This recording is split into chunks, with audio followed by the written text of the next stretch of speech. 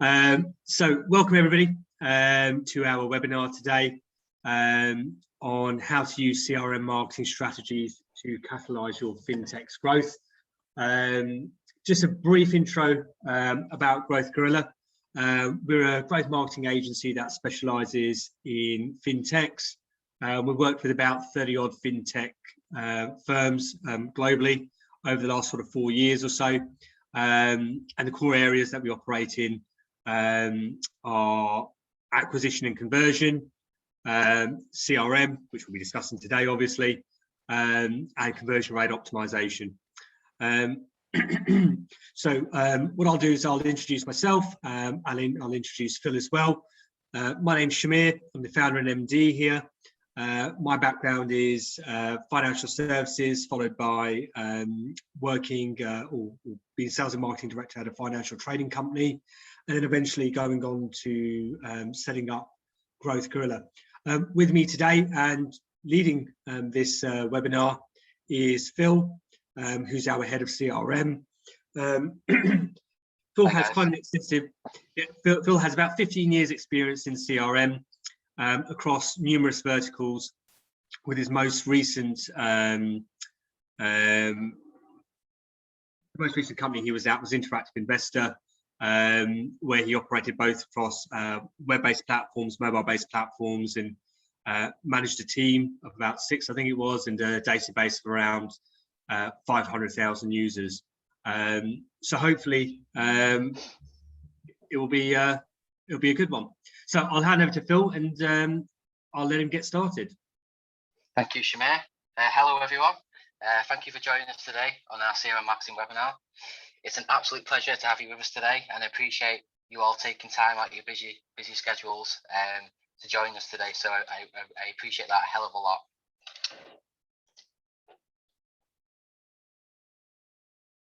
So here are the areas that we're going to be covering today, and I'll just quickly go through them. So the first topic that I'm going to talk about is the benefits of CRM. Then I'm going to go into choosing the right platform. Next thing I'm going to discuss is creating your strategy. Then falling into describing best practices and the way we should adhere going forward. The next one is one of my favorites, is talking about the 3 pillars of CRM. And then kind of topic 6 and 7 are very kind of close together in the sense of this is a big area where I find a lot of fintechs at the moment need a lot of help, and this is where I'm working with a lot of clients at the moment. So just kind of going through winback and reactivation strategies, dealing with those inactive databases, and then finally at the end of the webinar I'm going to talk about keeping users healthy and warm. So at the end of the webinar there will be a short Q&A, so please have your questions ready, and we will try and answer all of them before the clock comes out. So on screen you can see a quote, which is one which I kind of adhere to a lot, and one which relates a lot to what I'm going to be talking about today, and some of the topics that I'm going to be covering. So the first area I'm going to talk about today is the benefits of a proper CRM strategy and having the right platform for your business. So it's all well and good listening to my tips on how to utilize CRM marketing, but you probably want to know what's in it for you. So there are a lot of reasons why many fintechs use CRM marketing successfully and never look back. So number 1, improved customer service through CRM. Now, having a CRM communication strategy in place will allow you to target your audience effectively throughout their journey with you, and sending them relevant campaigns will keep them engaged and maintain a positive experience with your business. So by using customer data, which provides a real-time insight into their interests, you can improve your customer service and retention rates, which will result in an increase in revenue for your fintech. So actually, one study found increasing customer retention rates by just 5% can increase your profits by 25 to 95%, which is pretty big. The second point is increased communication and collaboration. So CRM is a channel that not only impacts the marketing department, but also many other departments around your business. So having your data and behavioral analytics in one place is beneficial for everyone. The third point is enhance operational efficiency. So again, going back to what I said just before, having all your information in one place allows your business to operate more efficiently. And what I mean by this is you can monitor your campaign results, which will then allow you to analyze your audience's behavior. And this information can be showcased to other people around the business. And by having it in one area, it can be utilized by all, and it won't become fragmented.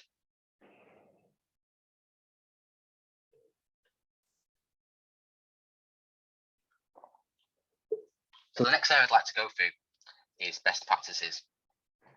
And really just to make sure that you keep your house in order and ensure you maintain the best practice through your CRM marketing. The first area is consistency. So from your website to your social media channels, everything should be consistent, including your CRM activity. Your audience is likely to use multiple channels, so your branding, your tone of voice, basically your overall look and feel needs to be the same when applied across your CRM communications. And if departments aren't aligned, it can become very disjointed, which could then cause confusion for the customer. So I'll give you an example. Previous company I worked for, we were launching a tax year end campaign through our various channels, various marketing channels. But at the very last minute, the content across our social media messaging changed, and our CRM team wasn't informed about this. So when we actually launched our email marketing campaigns, customers started to receive different messages. So you can imagine some customers engaged through our Facebook, through our Instagram channels, but then obviously the same customers were then receiving emails. And because the messages were very, very different, it caused a lot of confusion, which then ultimately drove more calls into the customer service team, more emails as well. And it was just very, very disjointed. And it resulted in a loss of trust. And overall, it resulted in a loss of some of our customers as well, because they couldn't understand which was the right messaging. It was just a bad journey. So it's just making sure that everything is consistent across all the channels that you utilize. The next area I'm going to talk about is collecting and cleaning your data. So from experience, I've found that a lot of companies have poor data health. And believe you me, I've seen some really bad ones. And what I mean by this is that they have very limited information on their users or subscribers. And this is because when they start up, they focus on acquisition and growing lists. And the time isn't taken to truly evaluate what information will be needed in the future. So fast forward 6 months, even a year, when the business wants to send out personalized targeted campaigns, what problem will they have? So they will lack the required information for this to be successful. So those early stages when people are signing up to your platform or product are vital when it comes to gathering essential, valuable information. And if you've realized that you are missing vital information, or you believe that your data could be healthier, and believe you me, everyone's data can be better, don't worry. You can simply just remedy the problem by, for example, running an email campaign, kindly asking users to fill in the gaps, update their details, their preferences, etc. And my advice is really just be honest, explain that in order to provide them with the best personalized experience, you need the most up-to-date information. But remember, it's really important to take the time to plan out and determine what information you need to gain from your users. The third area is compliance. So as if there weren't already enough rules and regulations for fintechs to navigate, the introduction now of GDPR and various data protection measures mean all CRM activity needs to meet certain compliance requirements. So this means ensuring contacts are given their consent to receive emails from your company. And this is usually achieved by a double opt-in, which is what I highly recommend, and are easily able to opt out of future communications. The next topic is a big one, really. It's relevancy. And with now 80% of customers considering the experience a company provides to be as important as its products and services, it is imperative that the communication sense of customer are relevant to them, so that the right message is going to the right audience. You could have the best looking email in the world. Visually, it looks amazing, it looks appealing, but if it's going to the wrong audience, then all that effort is lost. So what can you do? Get to know your audience and tailor your communications to each segment. It doesn't matter whether you send one email or 50 in a week. If it's relevant to that customer, that person will open it, they'll click it, and they'll stay subscribed. And you can check what's working and what's not working, by carrying out regular testing. And this is something which I'm going to go into a little bit later in the webinar. So whether you focus on the subject line, the content, the call to action buttons, or even the time of day you send your email, you need to be constantly learning. And remember, it's not just creating and automating emails. CRM is also about making use of customer insights. So, while you're catching a drink there, one of the questions which I'm just on the point of relevancy and a point that you made in terms of sending one email or perhaps sending 50. I'm guessing that one of the key questions that's going to be on everybody's mind is, in terms of frequency, how much should I be, emailing my database, or what's kind of the upper limit, and what are your views around that? Yeah, so it's a very good topic, and it's one which I get asked a lot. Is what is the optimal amount of emails I should be sending in a week, to a person? And I always say it doesn't matter as long as the message you're sending them is relevant to them. So I'm going to talk a little bit later about the 3 pillars, and I won't give too much away at the moment, but as long as that message is kind of tailored to them, whether it's a marketing message about, let's say, a certain stock or investment that they're traded in or hold, or on the flip side, if they've actually made a trade or something like that, there should be just a campaign or some sort of communication around at that time. So, I could end up receiving, and I do sometimes receive 2 or 3 emails from the same company in a single day.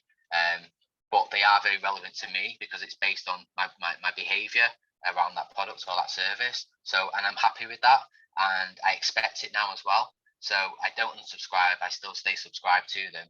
And yeah, so to basically answer your question, I always say to clients, it doesn't matter how many emails you send, just as long as it's relevant to them.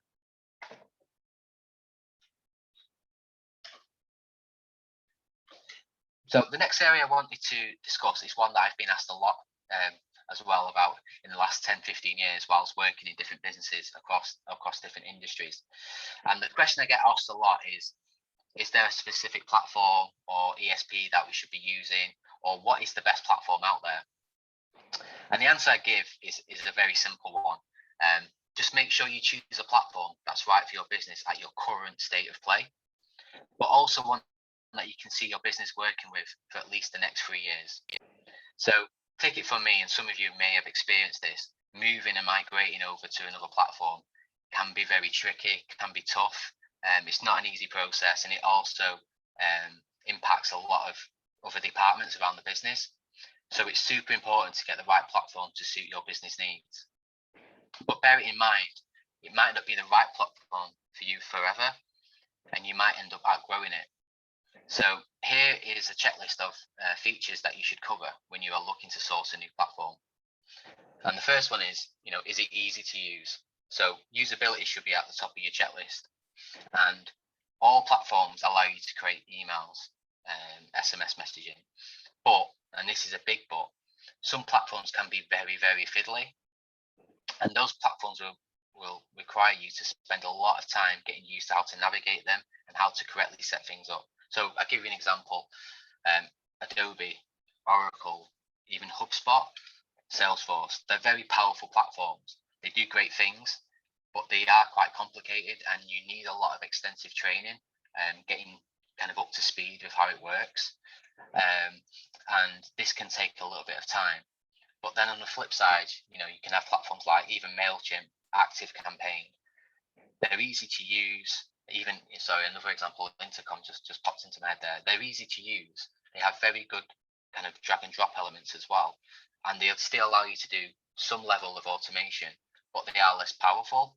So it's just kind of taking a step back and having a think and seeing, right, where are we currently at in our kind of stage of our business, and where do we want to get in the next 3 years?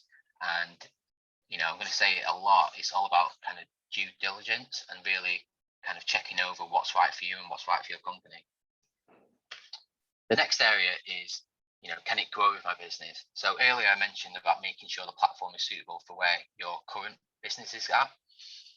But however, as your business grows, is that platform that you're looking to use powerful and adaptable enough for your business to deliver more campaigns, more automations, and optimize your current strategy to grow your CRM channel? So when I say this, I'm not talking about it being scalable to suit your needs, in the next 10 plus years. I mean in the near future. So for example, the next 3 to 5 years.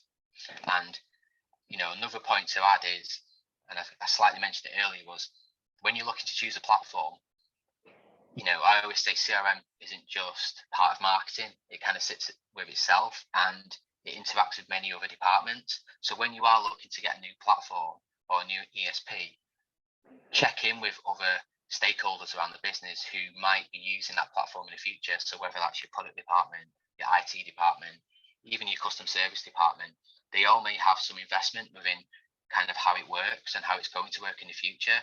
And I always say, just check in with them, even just get like a checklist of what potential elements they need for the platform as well. So when you are having a look around at different platforms, just kind of bear that in mind as well, and just make sure that it's also, it's also kind of compatible with what they want. So the third area is, is it compatible? Does it integrate with existing systems, and third-party apps? So check what third-party apps the CRM system or ESP platform supports, and find out how they can provide greater functionality and customization. So for example, make sure you have the right analytical, financial, or even transactional apps available to integrate into your prospective platform.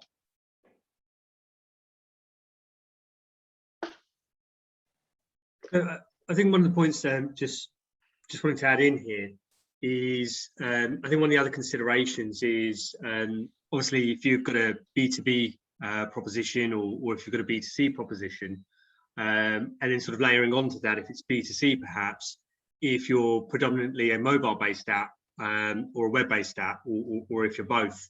And we tend to see a lot of mobile-based propositions, certainly in the early stages, moving towards platforms like Intercom because of the functionalities, because you kind of want to harness things like push notifications, live chat for your customer service, and also things like SMS as well.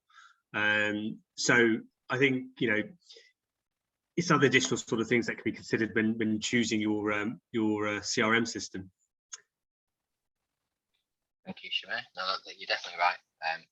Like I said, I think there's a lot of areas where you just need to kind of sometimes just take a step back and kind of work with other people around the business and get an understanding as to, making sure it's the right platform for you. So setting your overall CRM marketing strategy early doors is imperative to not just your short-term success, but for achieving your long-term goals. And one thing I always say is that you need to have specific actions in place to fill the gaps across the communication channels for your audience. So what I mean by fill the gaps is having specific campaigns in place at each and every stage of the customer journey. So for example, you will need to have campaigns in place during your activation, like welcome nurture campaigns, all the way through to campaigns to reactivate users when they show early stage inactivity or they start to churn. So here are my 3 key stages to building a CRM strategy. And the first one is defining your goals. So, what do you want to achieve? Take a step back and think, what's the objective? Are you trying to increase engagement? Are you trying to attract new users? Or are you trying to reactivate potentially old users? Your strategy will change depending upon your short, medium, and long-term goals. And sometimes you have to be agile, as objectives sometimes change month to month and also change between departments as well. But a common mistake is to rush to get an email out without having a proper plan in place. The next point is defining your ideal customer. So the most effective campaigns are created when you understand your audience and have an insight into how they want to interact with your fintech. So think about who you want to attract and how best to talk to them. So dividing them into segmented audiences can help you tailor your communications to their needs. And the best way I always recommend is to do this through a persona workshop internally with your team or with kind of stakeholders around the business that are kind of involved in this process, or with your dedicated agency to help define the different audiences you wish to target. The third area is mapping your customer journey. So where will people normally find out about your fintech? It's either through search, paid ads, or social media channels. How many touch points do they need before they subscribe to your newsletter, become an actual customer, and then ultimately, hopefully, recommend you to a friend? As your business grows and segmented audiences split off into more detailed profiles, their customer journey will start to vary. So when you start to see what different users are engaging with, this will allow you to map out future journeys based on their behavior, which will improve their experience with you, meaning they will, trade more, they'll invest more, and basically they'll just interact more, which is a win-win all round.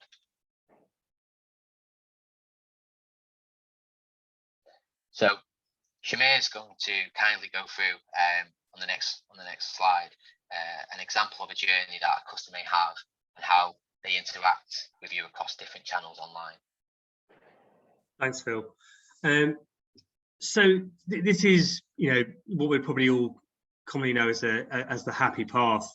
If you look at this slide and you sort of break it up into two parts, sort of like the bit at the top, which is probably where a lot of the focus goes, when companies are looking to scale up or running their growth activity. So, we've created this fake company and called it FreeTicker. Hopefully, won't get in trouble for that. But you'll find that, more often than not, you've got users, for example, searching for a trading platform. They'll see an ad for the company. They'll hit a landing page, and then, they'll end up getting a bit of remarketing activity. Might be running some activity on something like podcasts, etc., on Spotify, listening to a podcast, etc. Then eventually they'll sign up as a user. And a lot of times, there'll be like a welcome email, but really that's kind of where the journey kind of tends to stop. But really what we want to do with CRM is create additional touch points.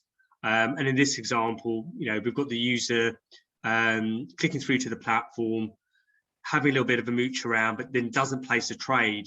But then we have that as an event, and we trigger off some CRM activity, in this case an email, could be a push notification that encourages the user to log back in, maybe deposit, maybe to place a trade, and eventually nudging them towards taking the next event or taking the next action.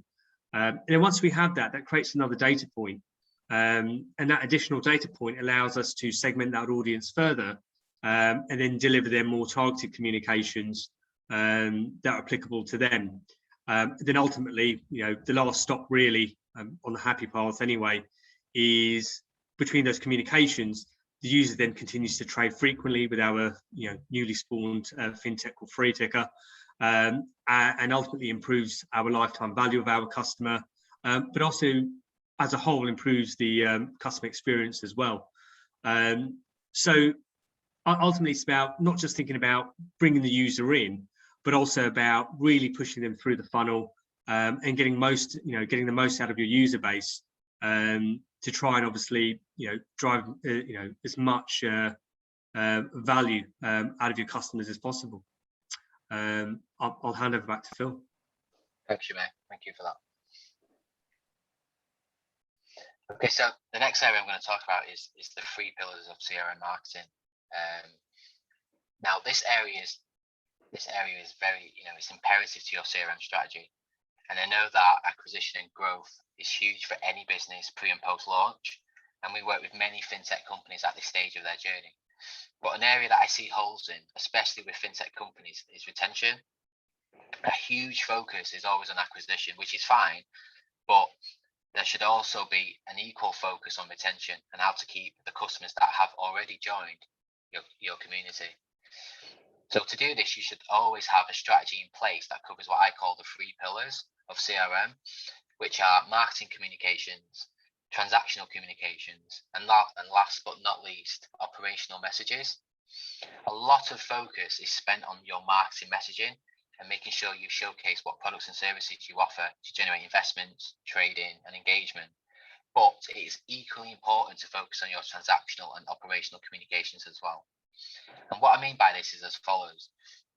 For your marketing, these are campaigns aimed at nurturing new leads, keeping existing customers engaged, and run from welcome emails, SMS campaigns, for example, through to nurture campaigns, promotional emails, newsletters, etc. And there will be an opportunity to reactivate disengaged users and set them back on their customer journeys as well through different marketing promotions. But when we talk about transactional messaging as well, such as purchase confirmations and order updates, these are also really, really important. So for example, once a user has placed a trade or made an investment, there needs to be a communication to keep them engaged and updated. If they don't hear anything, they can get nervous, and that can then drive calls and emails into the business. So it's all about establishing trust. And this is something that's especially important when you consider now something like 83% of sales professionals have found that the pandemic has increased the importance of building trust before a sale. Thirdly, operational messaging. So if a fintech company has news relating to its products or platform, basically anything that might impact a user on an account level or a usability level, there needs to be a communication. And not just via email, SMS messaging and account notifications are also very, very key. So by using transactional and operational messaging, which is not seen as marketing communications, you can still find ways to interact with your non-marketable users. So what I've found, especially with any businesses, you have a marketable database and you have a non-marketable database, and it's all well and good. You can target the marketable ones through email, through SMS, through various other channels. But what do you do with the non-marketable ones? You can't send them an email. You can't do certain things with them. So this is where you need to be a little bit smarter, and it could be that you look through direct marketing is one which can be used, especially with B2B fintech businesses. Also through, when a user logs onto their platform and logs into their account, there's also ways of sending pop-up messaging as well. And these are just little areas where you can potentially target those non-marketable users as well. Cool.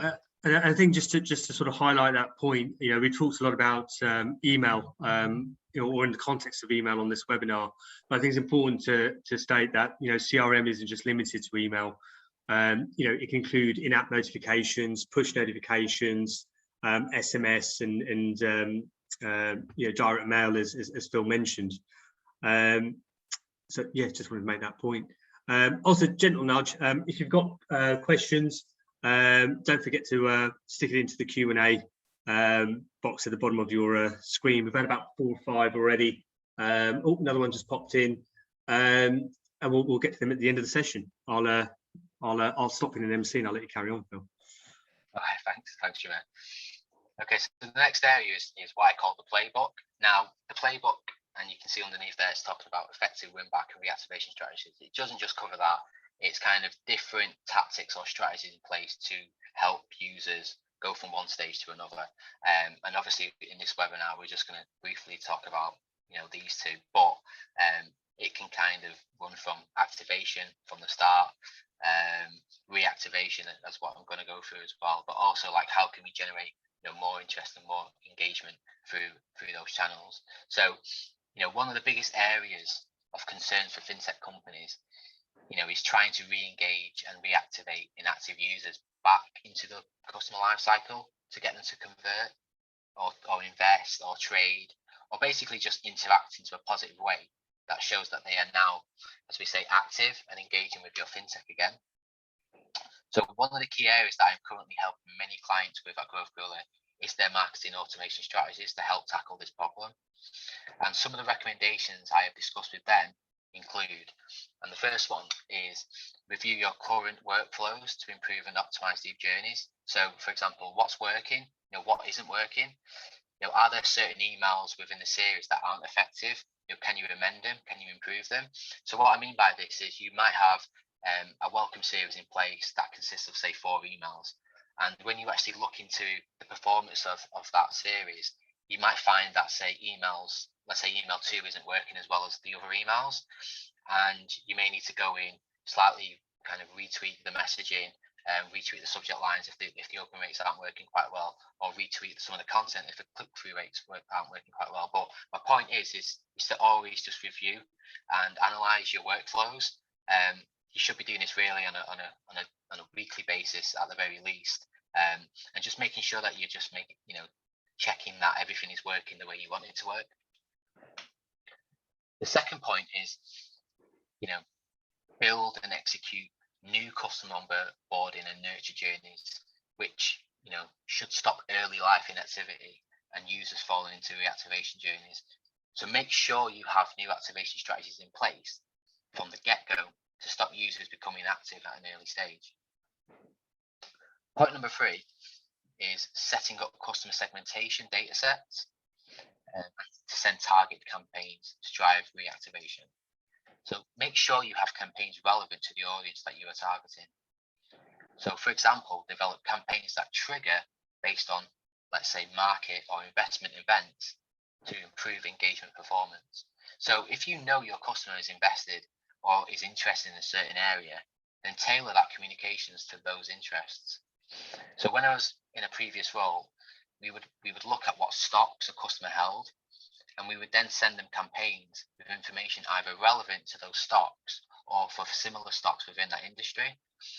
And it sounds really simple, but there are many companies out there that simply don't do this, and it could be an absolute game changer. My 4th point is one which some of you guys, or probably all of you, are doing, or to some level, is setting up an A/B testing matrix to help optimize performance in your campaigns. And this can kind of look at like testing subject lines, sending campaigns at different times of the day, or even one which I'm working with one of our clients at the moment is testing subject from names. So for example, instead of, let's say, Growth Gorilla as the company name, we're now using actual names within it. So Phil at Growth Gorilla, and just little tweaks like that has increased their open rates by a lot. So just making sure that you have a really robust testing plan in place. And I know that sometimes we're all very busy, and it's sometimes kind of pushed to the back because there's other priorities that need to be taken place. If you try and set your testing matrix at the very start of when you're looking to launch an automation or a campaign, then it just makes things a hell of a lot easier going forward. The 5th area is very straightforward, really. Just make your campaigns more engaging. I know it sounds really simple, but going back to my first point, if you can see that a campaign isn't working within your series, or just in general it's not worked the way you want it to work, then just test it. So test your old campaign against a new campaign. Look at the different the main headers, look at the imagery, look at the copy, and just try and see if there are little tweaks within that campaign that can make it more engaging to the user.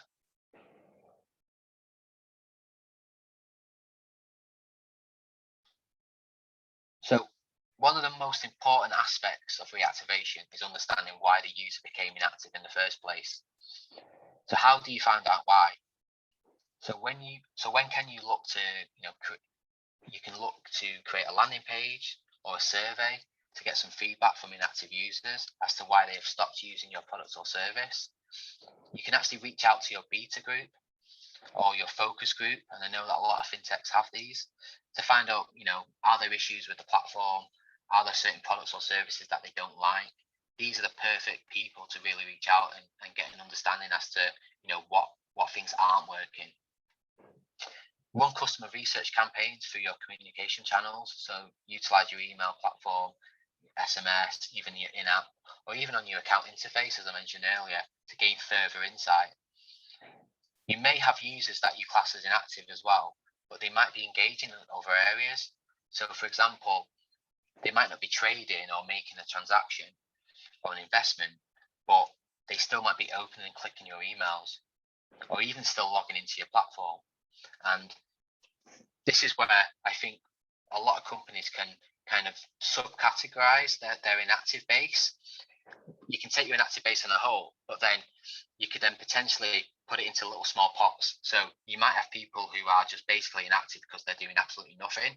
But then if you look into the data a little bit more closely, you'll see that, well, actually they're opening and clicking emails. So they can, they can be kind of like inactive but engaged in some element. But then you may find that there's another pot of people who are, they're not placing any trades, but they're actually logging into the platform.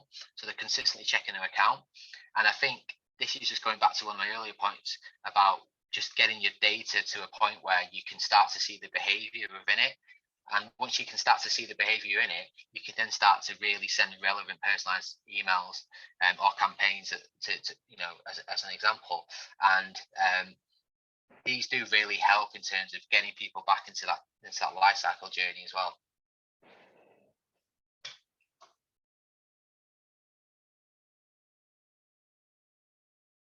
So the last area I'm going to discuss today is keeping users healthy and warm.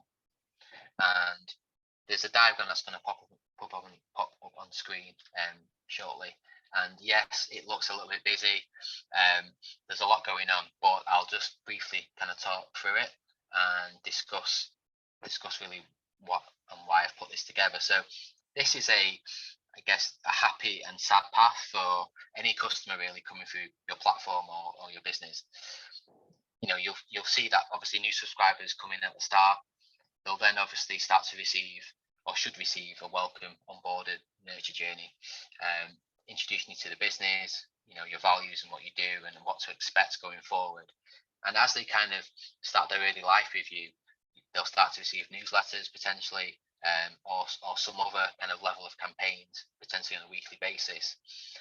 And as they become more active and more engaged in your business, this is the perfect time to then, send them an email or some sort of campaign to ask them for, a review or a survey, to understand, their feedback on the platform or the service or the product that they're using with you. It's also a great time as well to start cross-selling or upselling as they get to the optimal point where they are super engaged with your business.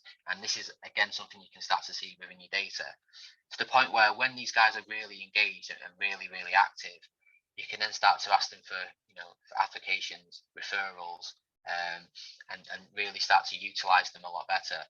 But with every kind of happy path, there's a sad path as well.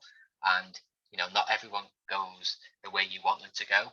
There are people who start to become early inactive, start to be kind of disengaged with your business. And it's making sure, and I talked about it at the start, making sure you fill the gaps. So if you start to see people, become early inactive, to the point where you need to kind of target them, this is where you should have that in place.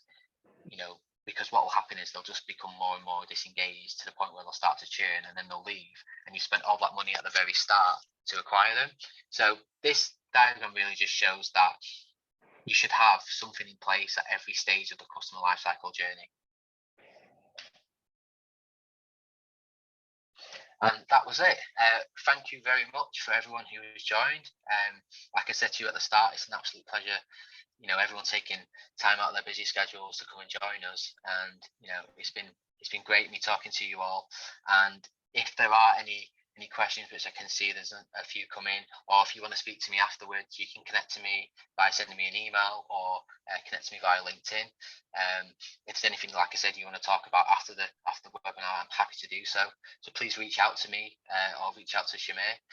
And yeah, once again, thank you very much. Thanks, Phil. We've had a bunch of questions come in. So what I'll do is I'll quickly rattle through a few of them. Looking at the time, I'll kick off with the answer to one question off the bat. Yes, we will send a recording of this this webinar to you via email. You can guess who will be coordinating the send of that. To jump on to one of the other questions, one of the ones that has come up in various sort of forms really has been, what if I'm doing, what do I do if I'm sending emails and I'm getting a large number of unsubscribes? Yeah. So, I mean, that can come down to a few things. I mentioned before about data health, and it could be that when you've sent that campaign out, maybe there's not been a lot of kind of caretaking in terms of cleaning the data, or when the data was kind of acquired, as in the journey to coming to your product or service, that maybe you didn't have a double opt-in in place, so they've just quickly subscribed, signed up to your platform or your business, and then and then obviously not had a confirmation email to kind of verify that the email address is correct. So potentially you're gathering all these emails together, this big pot of people, and then when you then send, I've seen it myself. You send the campaign out, you get potentially huge bounce rates, but then potentially you get a large number of unsubscribes. And this could also be down to another reason where there might be too much time between someone signing up to then potentially receiving their first communication from you or a communication. So if you leave it too long, that person can kind of forget sometimes that they've done a certain action, and then suddenly receive an email from you and be like, what is this? And then unsubscribe. So again, I'm happy to kind of take this up after the webinar to discuss further if anyone wants to do so. Thanks. So another question, and I think that kind of came from my comment on the mobile first businesses, which is what are some of the best CRM tools in the market for B2C mobile first businesses, and particularly that can leverage notifications, live chat, etc. Yeah, so I think I briefly mentioned it earlier. Intercom's a very good platform for that. So we actually used Intercom for a few of our clients, and as you can imagine, there's a hell of a lot of platforms out there. I mean, there's a ridiculous amount. But again, just doing your due diligence, and I guess working within this industry for a long time, you kind of see the good and the bad ones. And Intercom is a good one for that aspect, because it allows you to do exactly all those different types of elements. Some platforms allow you to say, let's say, do 2/3 of what you're after. But if you're looking for things like chat, SMS, emails, obviously, Intercom's not a bad one to use. Cool, thanks. I'll do a couple more. Do you have a set type of campaign structure or sort of like a playbook that you run for clients depending upon the size of their database? So I think the strategy should apply. It doesn't matter whether you have, let's say, I don't know, 1,000 contacts or 100,000 contacts. I think you still need to make sure you have the right strategies in place. So going back earlier, I was talking about making sure you fill the gaps. So even if you've got, I don't know, 10 people signed up to your business, they still should kind of receive a welcome email or some sort of like nurture to kind of welcome you to the brand. And that will applies even if you have 100,000 users. For me, it doesn't really matter. Like, obviously, the more users you have in your data set, potentially there's more capabilities of doing some really cool things. And what I mean by that is kind of looking at dynamic content, looking at the behavioral data of those users as well. But like I said, I think just going back to my, what I said at the start, you should always still have the same elements in place, whether you have 100 users or you have 100,000, making sure you have that strategy in place. Cool. And then we'll probably do two more. How segmented and granular should I be getting with my database? Okay, so I think sometimes you can get overly segmented in the sense of like you put people into many different pots to the point where you've literally got like 5 people in a data set, and then you kind of got to think, is it worth sending a campaign out? But I think there needs to be some level of that, and you can, I talked before about inactive databases. You may have an inactive database of, let's say, 10,000, but they're not all doing the same thing. So you may class someone as inactive that, you know, I mentioned before, they've not done a trade or an investment for a certain amount of time, but being able to kind of really look into the data and actually analyze and see, well, actually they're doing other things. Yes, that's when you should be doing subcategorization of your data, because you then can put them into subcategories, but you shouldn't just do it for the sake of doing it. Let's say you've got a master database and you've done no segmentation at all. This is where I'd recommend you put people into kind of like subcategories. Let's say active, inactive, lapsing, dormant. And once you've got them into those categories and you've defined it, then you can then look at, okay, well, what's the next step? What is the journey I should be then sending these guys? It all goes back to, you know, defining your goals. You know, what is the objective? So if someone's lapsed, then what's the next thing you want them to do? Is it to get them to engage and then potentially make a trade, or do you want them to basically go from, you know, lapsing to trade? I think sometimes you have to have a soft approach, and this is where the level of segmentation needs to be put in place. I think sometimes you can get overly targeted to the point where you're literally like picking out 2 or 3 people, and that's a hell of a lot of time taken to potentially, you know, get a campaign out. Cool. I've got a feeling this might be our last one, just having read the question, and it's a big one. What are good platforms for omni-channel marketing automation, for example, in-app, push, SMS, email, for about 1 to 3 million users across multiple markets? I assume they mean multiple territories. Okay, so that's a nice juicy question. So there's a few platforms which I really recommend, and this is obviously based on using them in the past. For a platform to kind of take on that level of audience, there are probably a couple which I say I would really, you know, reach out to and say, you know, have a look at. One is IBM Watson, and it's now called, I think it's called Acoustic now. I think it's changed its name, and that's one which I've used previously with a couple of fintechs with big databases, and you know, they work quite well with that platform.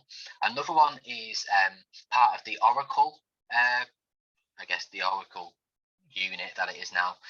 It's called Eloqua, and that's more for the B2B side. But on the B2C side, there's one called Responses.